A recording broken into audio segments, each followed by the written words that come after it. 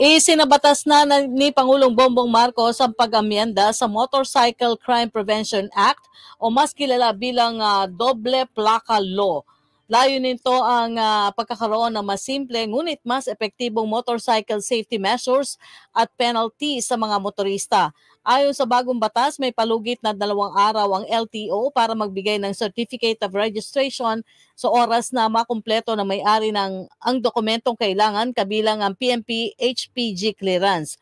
Kung halimbawang ibinenta ang motor sa pamamagitan ng dealership, may kasulatan dapat ito na nagsasabing ang nagbenta pa rin ang nagmamay-ari ngunit may pahintulot ang bumili na gamitin at ariin ito hanggang sa mabayaran nito ng buo. Kailangan ding i-register ng dealer ang motorsiklo sa loob ng 5 araw at may 5 araw din ang may-ari para mag-report na nabili niya ito.